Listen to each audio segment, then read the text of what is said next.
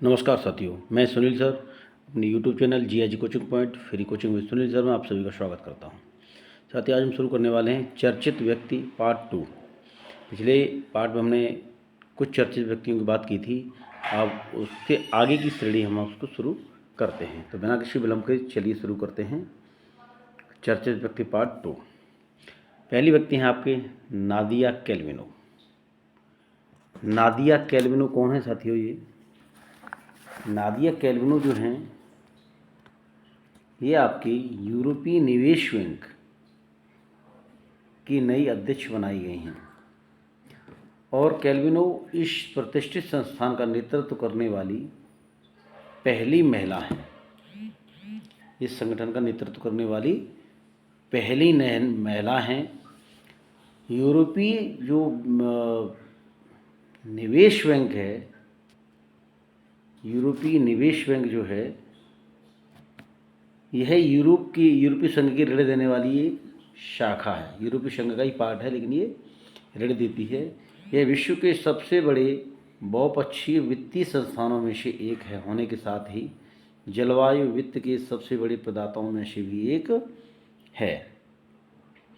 और 2019 में साथियों यूरोपीय निवेश बैंक निदेशक मंडल ने जलवायु कार्रवाई और पर्यावरणीय स्थिरता के लिए महत्वाकांक्षी लक्ष्यों के एक सेट को मंजूरी दी थी। इसे IVP group climate bank roadmap 2021-25 कहा जाता है और यह नागरिक समाज और अन्य हितधारकों के साथ विभिन्न दौर की सहभागिता पर आधारित है। ये जो नादिया कैल्विनो जी हैं, इन्होंने वर्नर होयर के स्थान पर इनको नियुक्त किया गया है। तो ये महत्वपूर्ण हो जाते हैं क्योंकि ये यूरोपीय निवेश बैंक की पहली महिला चेयरमैन नियुक्त इनको किया गया है। पहली महिला चेयरमैन है, ये याद रखना। चलते हैं हम आगे। अनिल कुमार लाहोटी जी की बात करते हैं।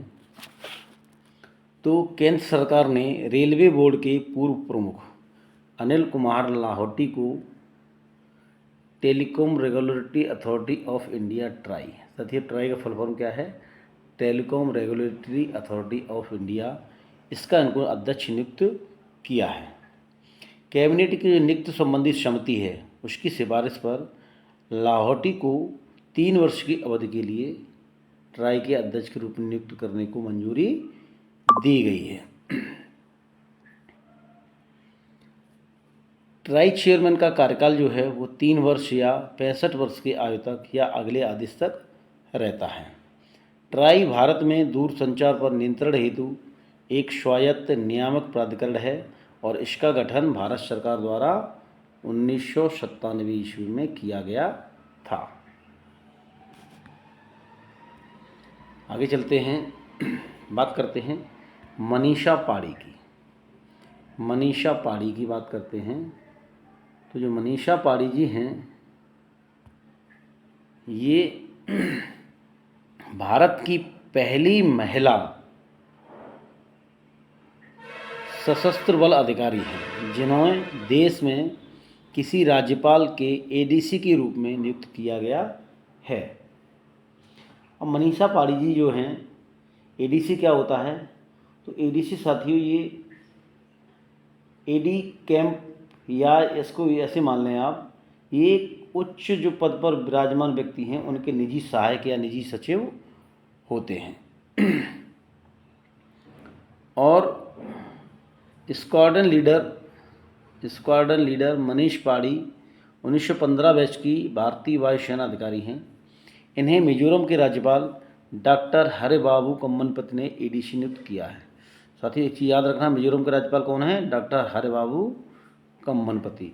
कभी कभी प्रश्न आता है कि राज्यपालों को नाम दे दिए जाते हैं, सामने राज्यों के नाम दे दिए जाते हैं, मैच करने के लिए आता है। तो आप ये भी साथ ही साथ अपने नोट्स में नोट करते चलें कि मिजोरम राज्य के जो राज्यपाल हैं वो हैं डॉक्टर हरिबाबू कम्मनपति। इन्होंने मनीषा पाड़ी जो स्क्वाड्रन लीडर हैं 2015 बैच की इंडियन आर्मी की, उनको जो है अपना एडीसी नियुक्त किया है। आगे हम बात करते हैं कंचन देवी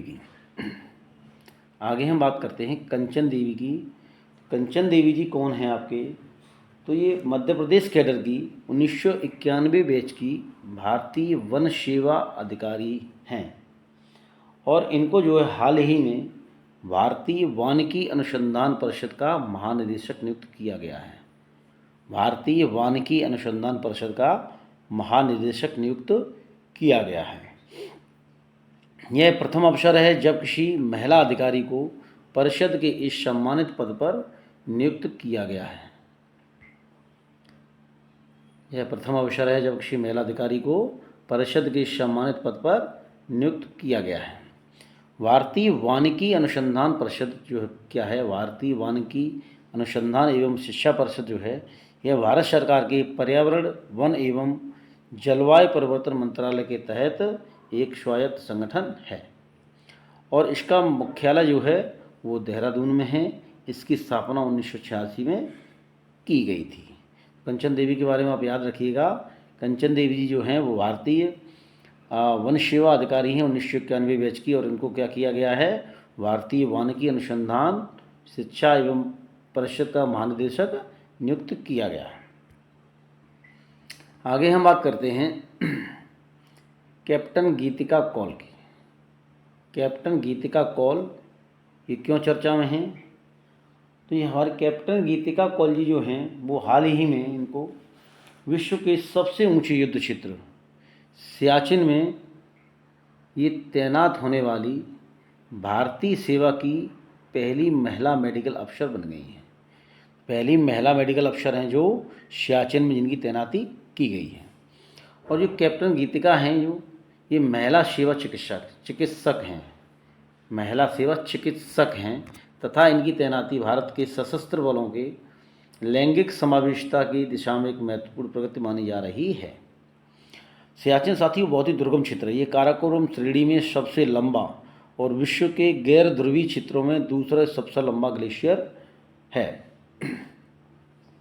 इसकी लंबाई लगभग 76 किलोमीटर है। इसकी लंबाई लगभग 76 किलोमीटर है सियाचिन की। और साथियों सियाचिन जो है ये उत्तरी हिमालयी क्षेत्र में अपने सामरिक महत्व के लिए बहुत प्रसिद्ध है। खराब मौसम और कठिन भूभाग के कारण यहाँ पर कदम कदम पर कठिनाइयाँ आती हैं।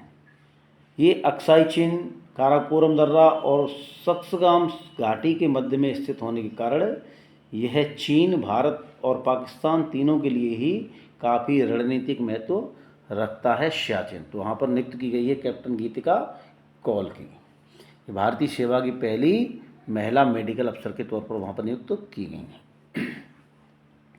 आगे हम बात करते हैं न्यायमूर्ति प्रसन्ना वी बराले की। न्यायमूर्ति प्रसन्ना वी बराले ये हाल ही में चर्चा में क्यों हैं?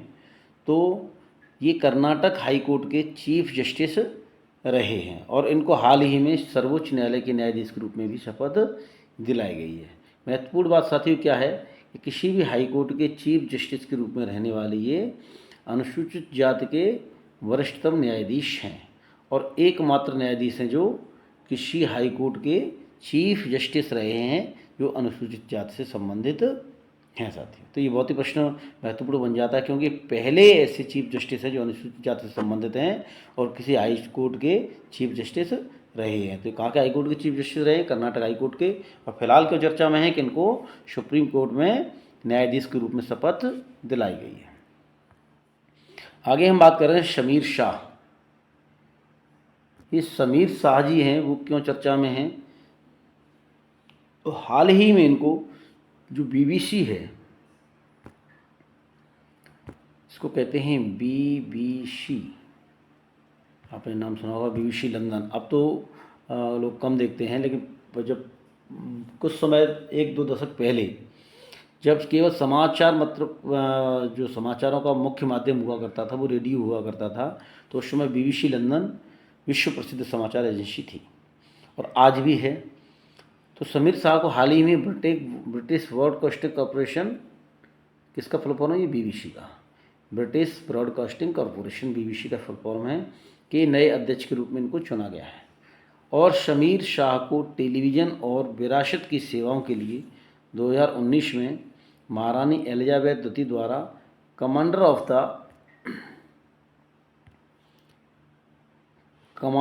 The order of British empire से सम्मानित किया गया था। तो ब्रिटेन के निवासी हैं और वहीं पर इनको जो है ये बीबीसी का नए अध्यक्ष बनाया गया है और समीर शाह इस पद के लिए रिचर्ड साहब का स्थान लेंगे। रिचर्ड साहब जो है वो 2023 में इन्होंने अपने पद से इस्तीफा दे दिया था। तो ये बहुत ही महत्वपूर्ण बात है कि भारतीय मूल के जो समीर शाह हैं वो बीबीसी के नए अध्यक्ष के रूप में कार्य करेंगे। बीबीसी विश्व प्रसिद्ध समाचार एजेंसी है। आगे हम बात करते हैं शीलवर्धन सिंह। शीलवर्धन सिंह ये फिलहाल क्यों चर्चा में हैं? तो जो शीलवर्धन सिंह हैं वो आपके शीलवर्धन सिंह जो हैं ये फ़िलहाल क्यों चर्चा में हैं? तो ये आपके औद्योगिक सुरक्षा बल CISF की पूर्व महानिदेशक शीलवर्धन सिंह को हाल ही में संघ लोक सेवा आयोग के सदस्य के रूप में नियुक्त किया गया है। तो ये नियुक्त किए गए हैं संघ लोक सेवा आयोग के मेंबर। और संघ लोक सेवा आयोग के अध्यक्ष कौन हैं? तो वो हैं आपके डॉक्टर मनोज सोनी। इन्होंने ही उन्हें पद और गोपनीयता की शपथ दिलाई शीलवर्धन सिंह को। ये शीलवर्धन सिंह जी जो है पहले केंद्रीय औद्योगिक सुरक्षा बल CISF जिसको बोलते हैं आपके, उसके जो है आप महानिदेशक के रूप में कार्य करते रहे हैं। और इनको शीलवर्धन सिंह जी को 2004 में सराहनीय सेवा के लिए राष्ट्रपति पुलिस पदक भी प्राप्त हुआ है। 2010 में विशिष्ट सेवा के लिए राष्ट्रपति पुलिस पदक पुनः इन्हें प्रदान किया गया। और ये जो है ये आपको अगर बात करें हम संघ लोक सेवा आयोग क्या है, तो ये संघ लोक सेवा आयोग भारत की जो प्रशासनिक सेवा के उच्च स्तर के पद हैं IAS, IPS, IFS, जो भारतीय प्रशासनिक सेवा के विभिन्न कोर्स हैं उनके जो सर्वोच्च अधिकारी होते हैं उनका चयन करने के लिए संघ लोक सेवा आयोग ही परीक्षा आयोजित करता है, उनका साक्षात्कार लेता है और अंतिम चयन की सूची घोषित करता है। संघ लोक सेवा आयोग का जो प्रावधान है वो भारतीय संविधान के अनुच्छेद 315 से लेकर 323 तक दिया गया है और ये भाग 14 का अध्याय 2 के तहत एक संवैधानिक निकाय है जो अनुच्छेद 320 के तहत सौंपे गए अपने कर्तव्यों, कार्यों और दायित्वों का निर्वहन करता है। तो इनका जो आर्टिकल है आपका वो 315 से लेकर 323 तक जो है वो आर्टिकल किससे संबंधित हैं? आपके संघ लोक सेवा आयोग से संबंधित हैं। UPSC union public service commission से संबंधित रिलेटिव हैं। आगे हम बात करते हैं P देवस्थली की। जो P देवस्थली हैं वो क्यों चर्चा में हैं? तो ये कमांडर रहे हैं और यो भारतीय नौसेना में युद्धपोत की कमान संभालने वाली पहली महिला अधिकारी के रूप में इनको नियुक्त किया गया है। P देवस्थली को भारतीय नौसेना में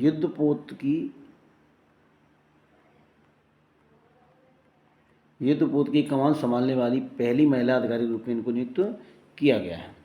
कमांडर देवस्थली भारतीय नौसेना के अभी पश्चिमी बेड़े के युद्धपोत की कमान संभाल रही थी और वो युद्धपोत जो है ये संभालेंगी, पश्चिमी बेड़े की युद्धपोत की कमान संभालेंगी। कमांडर देवस्थली वर्तमान में युद्धपोत INS चेन्नई की फर्स्ट लेफ्टिनेंट हैं और ये जो है अब पश्चिमी बेड़े के युद्धपोत की कमान संभालने जा रही हैं। प्रेरणा देवस्थली इनका पूरा नाम है। आगे हम बात करें दिशा नायक की। दिशा नायक हाल ही में चर्चा में क्यों हैं साथियों? तो ये दिशा नायक जी हैं, ये आपके क्रैश फायर टेंडर CFT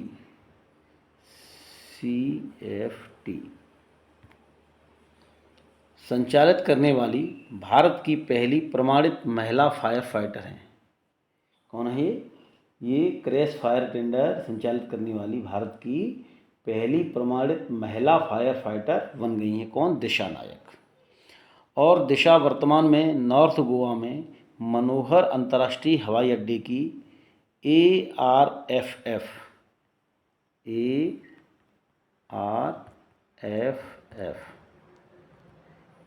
का फुल फॉर्म क्या है? तो साथियों जो ARFF है ये आपका aerodrome rescue and fire fighting इसका फुल फॉर्म है। और ये जो है हवाई अड्डा बचाव एवं अग्निशमन का कार्य देखता है। इसका कार्य क्या है? ये विमानन दुर्घटनाओं और आपातकालीन स्थिति में बचाव का काम करने का कार्य करता है। तो उसमें दिशा नायक फर्स्ट लेडीज़ महिला फायर फाइटर बन गई हैं। आगे हम बात करते हैं शेरिंग टोबे। शेरिंग टोबे जी चर्चा में क्यों हैं? तो शेरिंग टोबे जी जो हैं वो आपके भूटान के नए पीएम बनाए गए हैं। भूटान के नए पीएम बने हैं और ये दूसरी बार पीएम बने हैं। पहली बार ये रहे 2013 से लेकर 2018 तक ये पीएम के पद पर कार्य कर चुके हैं। इनके साथियों पार्टी भी बहुत महत्वपूर्ण, आप याद रखना, पीडीपी। भारत में भी एक पीडीपी पार्टी है और जिसके मुखिया शायद महबूब मुफ्ती है, यहाँ तक मैं ठीक हूँ। और ये जो है पीडीपी पार्टी है, ये कहाँ की है? ये आपके भूटान की, जो आपका पड़ोसी बहुत ही शांतिप्रिय देश है। भूटान क्यों प्रसिद्ध है? क्योंकि इसने विश्व में सबसे पहले मानव खुशहाली सूचकांक जारी किया है। तो ये ऐसा देश है जो मानवों की खुशहाली पर बहुत ही ध्यान देता है, शांतिप्रिय देश है। यहाँ के लोग काफ़ी पर्यावरण प्रेमी हैं। तो यहाँ के ये जो है जो चुनाव संपन्न हुआ, वहाँ पर शेरिंग टोबगे जी, इनकी जो पार्टी है पीडीपी, वो लगभग 2/3 सीटें हासिल इसने की हैं। 2/3 बहुमत से ये सत्ता में आए हैं और ये दूसरी बार शेरिंग टोबगे भूटान के प्रधानमंत्री के रूप में कार्य करेंगे। इनका जो झुकाव है वो भारत की तरफ काफ़ी रहा है। और ये टोबगे, इन्होंने भारत और भूटान के बीच कनेक्टिविटी और साझेदारी को बढ़ाने के लिए रेलवे लिंक के विकास पर जोर दिया है। इससे पता चलता है कि इनकी प्राथमिकताओं में भारत किस स्थान पर है। आगे हम बात करते हैं न्यायमूर्ति संजीव खन्ना। न्यायमूर्ति संजीव खन्ना जी हैं, ये भारत के राष्ट्रपति जो महामहिम द्रौपदी मुर्मू जी हैं, उन्होंने न्यायमूर्ति संजीव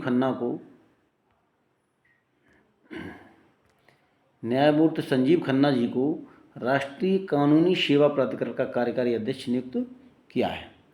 अब ये राष्ट्रीय कानूनी सेवा प्राधिकरण क्या है? तो ये 1987 के कानूनी सेवा प्राधिकरण अधिनियम के तहत स्थापित एक वैधानिक निकाय है। उसका कार्य क्या है? इसका कार्य साथियों ये जो है आपका भारतीय कानूनी सेवा प्राधिकरण है, राष्ट्रीय कानूनी सेवा प्राधिकरण है। ये क्या करता है?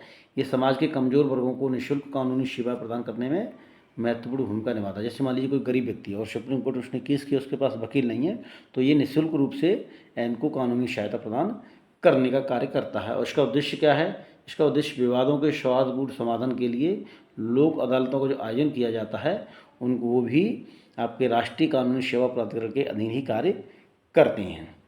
और जो न्यायमूर्ति संजीव खन्ना जी हैं, ये न्यायमूर्ति एस.के. कौल के स्थान पर कार्य करेंगे। इनसे पहले ये राष्ट्रीय कानूनी सेवा प्राधिकरण के जो आपके अध्यक्ष के रूप में कार्य कर रहे थे, वो थे न्यायमूर्ति एस.के. कौल। और अब ये कार्य संभालेंगे न्यायमूर्ति संजीव खन्ना जी।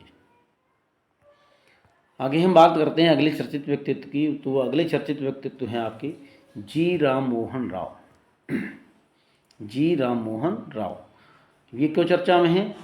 तो आपने देखा होगा, सेबी का नाम सबने सुना होगा। सेबी जो आपका शेयर मार्केट है, उसके लिए जो आपके उसको एक तरीके से कहें कि उसको कंट्रोल करने के लिए जो संस्था है, या उसको रेगुलेटिंग या मॉनिटरिंग करने के लिए उस संस्था को कहते हैं सेबी।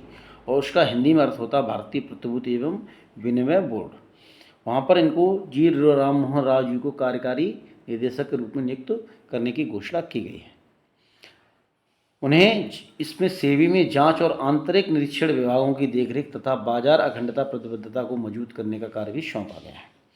सेबी की स्थापना कब की गई साथियों? तो ये भारतीय प्रतिभूति और विनिमय बोर्ड 1992 के प्रावधान के अनुसार 12 अप्रैल 1992 को इसकी स्थापना की गई है। यह एक वैधानिक निकाय है। और सेबी का मूल कार्य क्या है साथियों? तो सेबी का मूल कार्य है प्रतिभूतियों में जो निवेशक हैं, जो इन्वेस्टमेंट कर रखा होता है, उनके हितों की रक्षा करना। कोई शेयर मार्केट में घोटाला न हो जाए जिससे कि छोटे निवेशकों के हितों की अनदेखी हो जाए। तो सेबी कार्य क्या करती है? सभी निवेशकों पर निगाह रखती है, रेगुलेटरी अथॉरिटी के रूप में कार्य करती है ये। और ये शेयर मार्केट को स्थिरता, उसमें कोई किसी भी प्रकार का स्कैम वगैरह ना होने पाए, इसके लिए उस पर आपकी निगाह बनाए रखती है और उस समय समय पर उसकी मॉनिटरिंग भी करती रहती है। तो सेबी के अध्यक्ष बनाए गए हैं आपके जी राममोहन राव। आगे हम बात करते हैं अरविंद पनगड़िया जी। अरविंद पनगड़िया जी हाल ही में चर्चा में क्यों हैं? तो अरविंद पनगड़िया जी जो हैं वो नीति आयोग के पूर्व उपाध्यक्ष हैं, और जो पूर्व उपाध्यक्ष थे तो वहाँ पर उन्होंने नीति आयोग का कार्य दूसरे किसी व्यक्ति ने संभाल लिया, और यहाँ पर ये इनको बनाया गया 16वें वित्त आयोग का अध्यक्ष। क्या बनाया गया? 16वें वित्त आयोग का अध्यक्ष बनाया गया है। वित्त आयोग के साथ ही कार्य क्या होता है, आपके दिमाग में ये आता होगा कार्य क्या होता है, तो उसके बारे में भी चर्चा करेंगे, और इसका संवैधानिक प्रावधान क्या है उसके बारे में भी चर्चा करेंगे। तो ये आयोग की 5 वर्ष की अवधि के लिए इसका गठन किया गया है। 26-27 से लेकर 25-31 अवधि के लिए इसका कार्य गठन किया गया है। और ये आयोग क्या करेगा? अक्टूबर 2025 तक अपनी रिपोर्ट प्रस्तुत कर देगा सरकार के समक्ष, और यह सिफारिशें अप्रैल 2026 से लागू हो जाएंगी और अप्रैल 2031 तक के लिए, मार्च 31 तक के लिए कार्य करेंगे। वित्त आयोग क्या है? एक संवैधानिक निकाय है। संवैधानिक निकाय इसका मतलब क्या है? इसका संविधान में कहीं ना कहीं पे इसके कोई अनुच्छेद होगा, कहीं ना कहीं पे ये दर्ज किया गया है। और इसका कार्य क्या है? इसका कार्य है केंद्र राज्य वित्तीय संबंधों पर सुझाव या सलाह देना। इसका जो संवैधानिक प्रावधान है वो अनुच्छेद 280 के पार्ट 1 या का कहने के अंतर्गत इसका ये दर्ज किया गया है, इसको संवैधानिक अधिकार दिया गया है। संविधान में ये कहें आपको इस तरीके के संविधान में इसको स्थान मिला है, तो ये संवैधानिक एक आपका संगठन है, संवैधानिक निकाय है। और वित्त आयोग का कार्य महत्वपूर्ण क्या है? तो ये क्या करता है? केंद्र और राज्यों के बीच जो कर का हस्तांतरण होता है, या जो राजस्व वृद्धि का मतलब कैसे टैक्सेस बढ़ाए जाएं, और जो टैक्सेस का जो कलेक्शन हुआ है उसको सेंट्रल और स्टेट के बीच में किस प्रकार से डिस्ट्रीब्यूट किया जाए, ये इसका प्रमुख कार्य होता है वित्त आयोग का। इसी के संबंध में ये सरकार को जो आपको अपनी सिफारिशें प्रस्तुत करता है। और ये क्या करता है? आपदा प्रबंधन बल के वित्त पोषण की वर्तमान व्यवस्था की भी समीक्षा करने का कार्य करेगा। ये कार्य इसको दिया गया है। तो इसके चेयरमैन कौन बने? इसके आपके अरविंद पनगड़िया जी बने हैं। ये पहले क्या थे? तो ये आपके पहले नीति आयोग के उपाध्यक्ष के रूप में कार्य कर चुके हैं। आगे हम बात करते हैं वीटा दानी। वीटा दानी जी हाल ही में चर्चा में क्यों हैं? तो वीटा दानी जी साथियों हाल ही में इनको अंतर्राष्ट्रीय टेबल टेनिस फेडरेशन, अंतर्राष्ट्रीय टेबल टेनिस जो फेडरेशन है उसके फाउंडेशन गवर्निंग बोर्ड में इनको एक नियुक्त किया गया है। ये कौन है? एक प्रमुख खेल उद्यमी हैं वीटा दानी जी। इसके साथ ही ये भारत की पहली महिला बन गई हैं जो आपके अंतर्राष्ट्रीय टेबल टेनिस फेडरेशन के गवर्निंग बोर्ड में इन्होंने स्थान हासिल किया है। वीटा दानी इनका एक संगठन है, दानी फाउंडेशन नाम से जाना जाता है। उसके माध्यम से ये भारत में टेबल टेनिस के उत्थान में सहायक रही हैं। टेबल टेनिस के खेल के विकास के लिए, उसको प्रचार प्रसार के लिए कार्य करती रही हैं। इनके संगठन का नाम है दानी फाउंडेशन, और ये टेबल टेनिस से रिलेटेड हैं वीटा दानी। आगे हम बात करते हैं दलजीत सिंह चौधरी। दलजीत सिंह चौधरी ये क्यों प्रसिद्ध हैं, क्यों हाल ही में चर्चा में हैं? तो ये पूर्व जो है आपके भारतीय पुलिस सेवा के अधिकारी रहे हैं, वरिष्ठ IPS रहे हैं।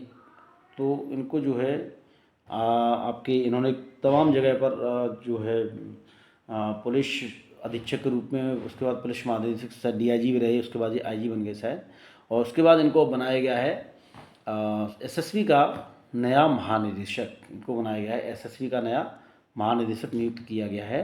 SSB का फुल फॉर्म क्या है? सीमा सुरक्षा बल, सशस्त्र सीमा बल, सशस्त्र सीमा बल SSB का महानिदेशक इनको नियुक्त किया गया है। SSB का फुल फॉर्म क्या है? सशस्त्र सीमा बल। और दलजीत चौधरी ने अनीश दयाल सिंह का स्थान लिया है। किसका स्थान लिया इन्होंने? अनीश दयाल सिंह का स्थान लिया है। SSB का कार्य क्या है? तो SSB नेपाल और भूटान के साथ लगी भारत की सीमाओं की रक्षा करती है। जैसे आप देखा होगा आपने, जो भारत और तिब्बत का जो बॉर्डर लगा हुआ उसकी सुरक्षा के लिए ITBP नामक एक नया जो अर्धसैनिक बल नियुक्त किया गया था 1962 के युद्ध के बाद, वो ITBP के रूप में कार्य करता है। और ये पाकिस्तान बॉर्डर पे हमारा जो BSF है वो कार्य देखता है। और जो है ये आपका नेपाल और भूटान के साथ लगी सीमाओं की रक्षा का कार्य SSB करती है। इसका नया महानिदेशक किसे बनाया गया है? दलजीत सिंह चौधरी जी को इसका महानिदेशक बनाया गया है। और SSB की जो स्थापना हुई थी वो 1962 में भारत चीन युद्ध के बाद 1963 में उसकी स्थापना की गई थी, एसएसबी की। इसी के साथ साथियों ये जो चर्चित व्यक्ति हैं इनका पार्ट 2 आपका समाप्त हुआ। मैं आपके लिए चर्चित व्यक्तित्व, उनसे संबंधित संगठन, उन सब का डिस्क्रिप्शन, क्यों चर्चा में है, उनसे संबंधित संगठन की स्थापना कब हुई है और परीक्षा से महत्वपूर्ण जो भी उसमें फैक्ट्स आ सकते हैं मैं आपके लिए सारा कलेक्शन करने की कोशिश करता हूँ। उम्मीद करता हूँ आपको हमारी एक कलेक्शन बहुत ही अच्छा लगता होगा और आप कमेंट करके अवश्य बताइएगा कि आपको हमारा ये कलेक्शन कैसा लग रहा है। हम आपके लिए ऐसे ही परीक्षा उपयोगी सामग्री लेकर आगे भी आते रहेंगे जो आपके लिए परीक्षा में बहुत ही महत्वपूर्ण होने वाली है। आप देखते हैं साथियों, किसी भी प्रकार की आप कोई भी परीक्षा दे रहे हों उसमें करंट रिलेटेड जीएसजीके से संबंधित प्रश्न अवश्य ही पूछे जाते हैं और ये इतना वाइड होता है कि लोग इस पर ध्यान नहीं देते हैं। आप जो आपका जीके है, जो आपका सब्जेक्ट से रिलेटेड जीके है, उसको आप जीएस को ज़्यादा ध्यान देते हैं, करंट पे कम ध्यान देते हैं। लेकिन करंट आप साथ साथ देखते रहेंगे तो हम आपको करंट जीके के साथ साथ जीएस जीके का भी पूरा रिवीजन कराते रहेंगे। Thank you for watching our YouTube channel GH coaching point. For regular updates like share and subscribe our YouTube channel. Thank you so much.